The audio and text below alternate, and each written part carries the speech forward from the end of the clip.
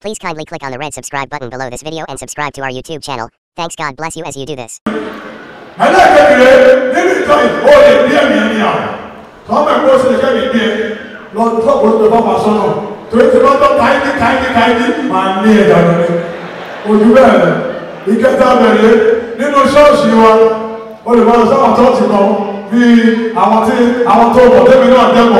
As the first timer, I'm a queen fried rice, I'm a queen jollof rice. Daddy, I want me to for banana. I want me to banana. So I bring you first time, I'm going to church wine. So I'm about to pay, so I'm about to know what to my neighbor to our power.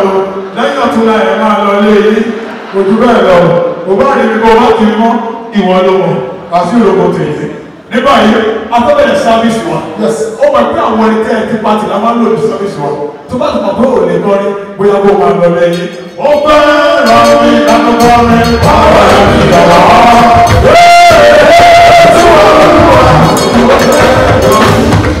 No, after the white, I'm ready. Daddy won't go. Daddy, kill her one. You can never be the morning. Daddy won't go. Don't go ahead. That is open up me, I'm coming, power in the heart.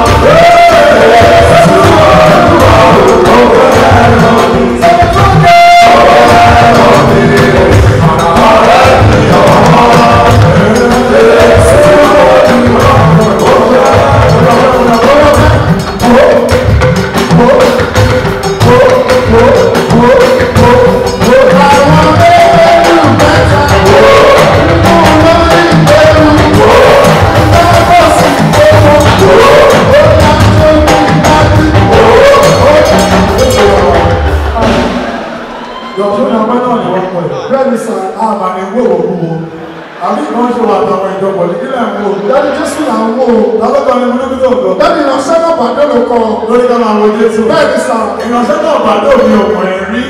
Wọ́n ibi kíbi tó wù kọ́ lè wà. Ó bá yóò ní gbé ẹ lọ. Daddy, àwọn náà kọ ẹ̀mí dúró. Ẹ̀mí dúró. Bẹ́ẹ̀ni sá. Kí ló ní bàbá ẹ̀mí dúró? Ó bá bá rò pé àmì dúró the people of Jésù. Ẹ̀dúró! Ẹ̀dúró! Kí ló tó bá dúró jẹ́? Ẹ̀dúró lọ. For that blessing, for that blessing. But the blessing of Oh yes. The scope of emptiness getting like that. Oh yes. That we are going global. That is it. We can share.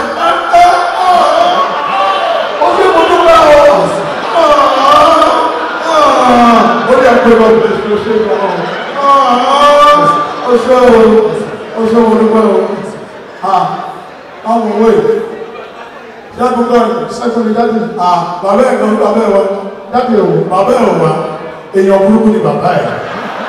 Tó wà pé nígbà tí ojú ayé ń bọ́ bàbá ẹ̀, bàbá ẹ̀ wá bá mi, ó dájẹ́ pílẹ̀tì mi. Mo wá pílẹ̀tì bàbá ẹ̀ tán, mo yanjú ogun ayé ẹ̀ tán, ó wọlé, ó ra mọ́tò, ó wá fi ṣọ́ọ̀ṣì wá sílẹ̀. Sọ fún bàbá ẹ̀ wípé màá sẹ́ńtì ogun ayé ẹ̀ padà sí. Adásọ̀, mo ti bẹ̀rẹ̀ lọ. Wọ́n sọ báyà máa lọ rí. Wọ́n sọ báyà máa lọ rí. Go to your house. Get out. Láti ẹ̀jọ̀ ìdájí. Yeah, wọ́n sọ báyà. Oye kùdú. Kọ́lá yìí. Ó ṣe èrè. Táwọn tó kọ́ ní kí n dárí jẹ̀ náà yìí. None of the above. Ẹ ṣe o. The scope of MPN is getting wider. That is it.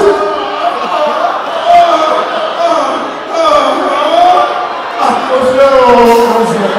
Adájọ́ ṣe o. Now we are going global. We cannot afford to remain. Ó wà ní ìsọ̀rọ̀ náà. Ó ṣe o. Thank you. Ó ṣe o. Ó yẹ kí bẹ́ẹ̀ dáa kó. Ó ṣe o. Ó ṣe o. We are going global. So okay, man.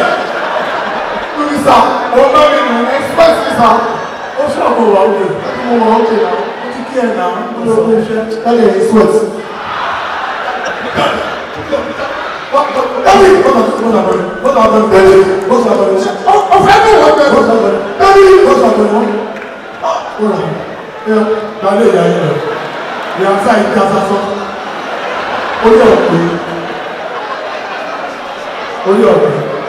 Anyone show me? Láti mọ̀ òkú ìkìkọ̀ máa bá yín. Wọ́n sáyé ẹ̀ padà, ó máa bá mi. Wọ́n náà tó súnmọ́ mi. We can't afford to remain local. That's it. So that's the next thing, Lord. I'm not sure how English. So I do that. English here. Hello, Dr. Ìyá Ìdèjì, ìyá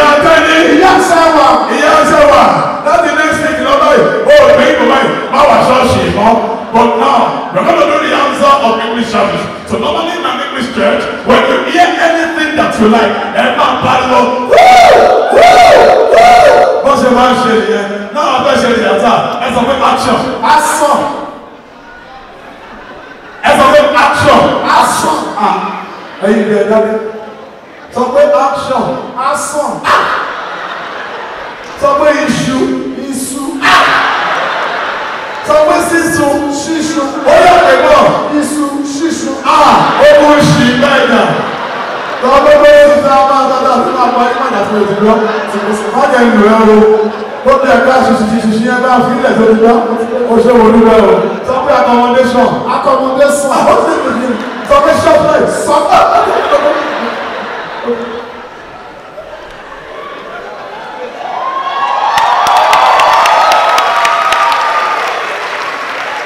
Now somebody call me. Somebody action. Action. Somebody action. Action. Now somebody called me all the way from Toronto and asked that which William. Now we have to answer that question. Look at me. I am Iwodi.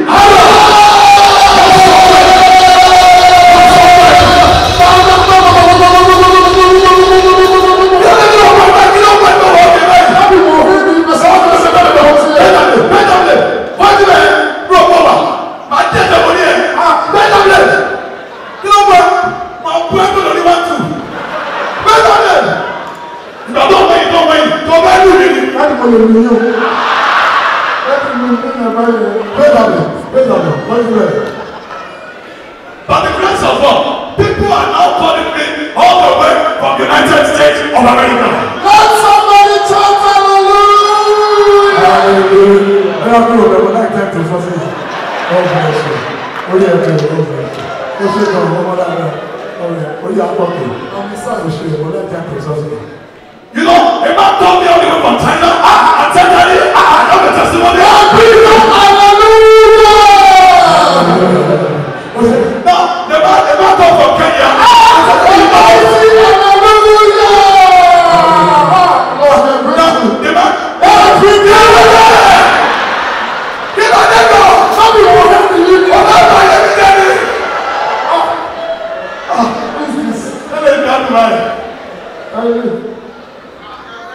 Hello, baby. Oh, what's up? Tomorrow we show up. Jọ̀wọ́ wọn tó ṣẹlẹ̀ láti yóò sí àwọn ìṣó èmi wọn ṣiṣẹ́ ìrìnṣẹ́ lọ́wọ́ máa pé ìpadà alábòye Yóò ṣe lọ gbogbo ọkọ̀ ó kí ojú alóbẹ̀ ló fi ẹni pẹ̀lẹ́lúpẹ̀. O tún sọ fún bèbè sí àti o tún lo ògbó mi gbogbo sí èmi ò wáyé ògbó ní orúkọ rẹ̀ láyé ìlú òsì ilé. When the Lord like Ó tọ́ ṣùgbọ́n. why the Lord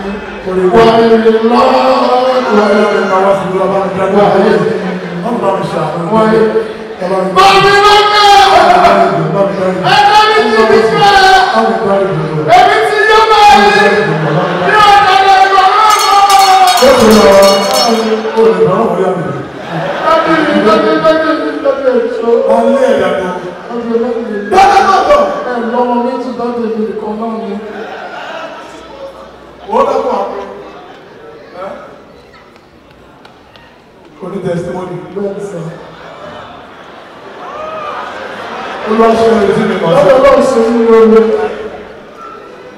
Mo kí ni sáìsì bàbá tiẹ̀?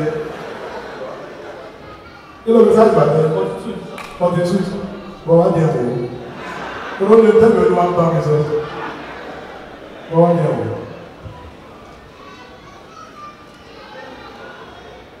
Ilé ilé. 40. Bọ́sì. Jáde. Bọ́sù akọni ló jáde, ó ṣe o, wọ̀nyẹ̀ bí yìí kìí lọ. Máa lọ, ó ṣe o, máa lọ. Ó ṣe gan-an, ó jẹ láìkì ọ̀gẹ̀dẹ̀ tù. Wá, ó jẹ̀jẹ̀ tù. Don't lie to me again, don't like the Lord. Àwọn ẹran onírọ́, ọ̀rọ̀ àbáàdì náà lọ. So God will be my aya, I can stand against some job to do go ní wọlé. Kó jẹ́ kó yẹ kó yẹ bàbá wọn, bí a bẹ́ ṣe àìkú máa lọ lé. Jáde. Dáàdì mo fi pẹ̀pẹ́ ní kó Jáde lọ.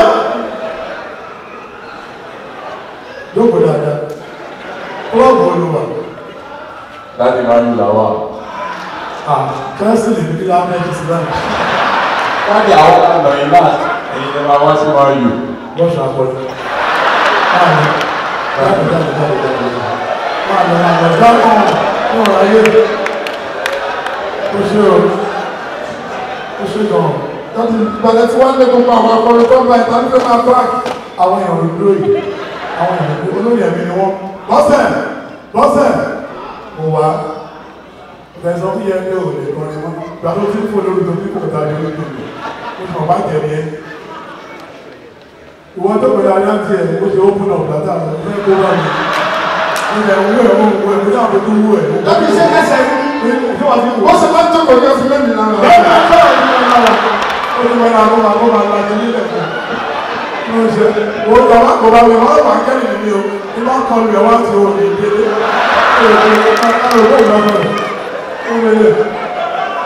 Anyway, gbogbo sọ tẹsímọ́nì ẹ̀ àwọn èèyàn owó àtẹ̀lẹ̀kọ́ pọ̀ ní ìyá Màríà nìkan ló kó ìjọba ó kó rírẹ̀ ọ̀. Láti ìyá Màríà wo? Ìyá Màríà kó Ìyá ìjọba. Màríà kan náà. Ìyá Màríà tó ti lóyún. Ó kó ìjọba lóyún. Ìyá Màríà ọmọ. Ìfọ́nkọ́mọ̀ ìfọ́nkọ́mọ̀. Ẹgbẹ́ ìmọ̀ sí. Ó ti lóyún. Ó ti lóyún. Èèyàn kú ní ìyá Màríà. Ó ń ṣe kúṣe ní. Dọ̀tún ìgbé ara ń ṣe olùwọ́ wíwá. Dáàdi o, ẹlọ́mi lọ́wọ́ Màríà àná ìtì ẹ̀. Kí ló ń ṣe? Ẹni fọ́ọ̀tì èmi ló dùtù. Ọlọ́run tó bá ti rí mi láti kọ́ ọmọ délé ọkọ mi wá rẹ̀ pé kò gbẹ̀yìn mi. Ẹ̀wọ̀n èmi ló dùtù. Lọ́nà òwúrọ̀ ẹgbẹ́ bí ìgbọ̀gbẹ̀ yẹn. Ó fẹ́ sàbà ti ya Màríà. Ọkọ̀ tù mí. Ẹgbẹ́ tí wọ́n ní ẹ̀jọ̀. Mo dábì tó tó ṣe testimony mi sàmà kọ́. Mo kò sí táìmù náà. Dáàbò ní táìmù ìdẹ̀ tí wọ́n ní ọ̀rìn ẹ̀jọ̀ jẹ́. Yáyí o, yáyí, Yéṣu yáyí, yáyí o, Olùbáwọ̀ ó bẹ̀rẹ̀ bí ọmọ olùbá ṣe pẹ̀ tí ọ̀rẹ́ tí ọmọ wà á ti bí dáàdì bí ọmọ ní ìbàjẹ́ ẹ̀kọ́ ẹ̀. Yáyí o, yáyí, Yéṣu yáyí o, àìdòdò kiri ilé ní ìbọ̀ tí Yéṣu yáyí. Ó bọ̀ ẹgbẹ́ ẹgbẹ́ aṣọ́ra wa fún àwọn ẹgbẹ́ ọmọ nínú ìjọ wa pàápàá orí bí Ìgbò ìkọ́ tó máa dùn mí dùn ìyẹn àwọn èèyàn bẹ̀rẹ̀ wà á kọ́ wọn láti bẹ̀rẹ̀ ní àárín àpàlọ́pì ẹni àtúnlọ̀ wà á gbọ́ ọ̀sánà yé ọ̀sánà.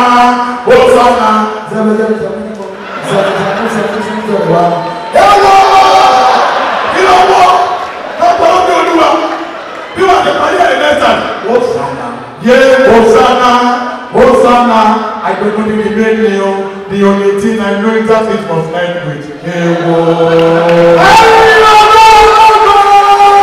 The testimony is there. That testimony is not there. That is God. Májò wọlé, ìyá Màríà, ìyá Bẹ̀kì, jáde.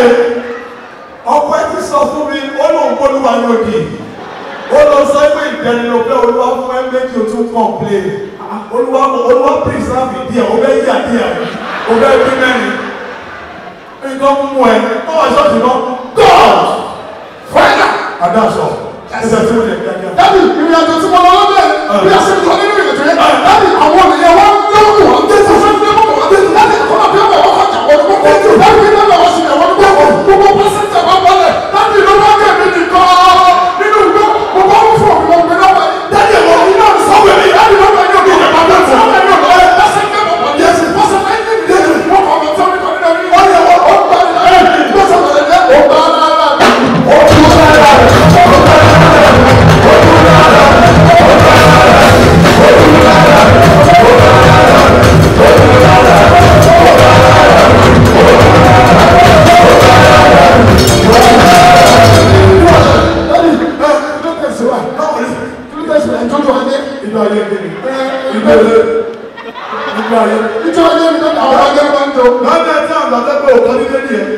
ní lọ́wọ́ tó nínú bíbélì ìgbàtọ̀ nígbà náà ti gbàtọ̀ fún ọ̀pá lórí ẹ̀ kọ́nà kan lẹ́nu ẹ̀ dáadáa tọ́bí ìlú òjò wọ́n yẹ ṣe ọ̀láyà tì ní ọ̀nà náà ọ̀nà ìṣẹ́ ọ̀gbẹ́ni bàtà yìí pẹ̀lú ọ̀rọ̀ rẹ̀ wọ́n ṣe pé kọ́lẹ̀ yẹn wọ́n ṣe lọ́ kápẹ́ jáde yẹn wọ́n ṣe ń kálà pọ̀ yẹn wọ́n ṣe fẹ́ sábì dìbò kọ̀ pariwo lórí ìpè àfihàn àlàbà sọ̀fọ̀ dábì gbogbo tàtí ìwọ̀ alámísà. jọ aspect gbogbo nígbà tó ní àlà bẹ́ẹ̀ lójú gbogbo ẹgbẹ́ sọ. Ibi tó ti gbọ́ nọ́mbà mi ń gbọ́. Àwọn ní sọ. Mú ògùn àpẹẹrẹ wọn. Báwo ni bá fẹ́ ìgbọ̀nà? Wọ́n dà bá wà ókè. Àwọn abániṣe wà tó fún wa ní ìṣẹ́jú méjì. Thank you so much for watching our videos, and importantly, you need to subscribe because we drop videos almost every day. And how to subscribe? There's exactly everything. Gua TV. Click on it. You see a subscribe button. Click on the subscribe button. That's so. And if you have a big show coming up, any event, you can call us.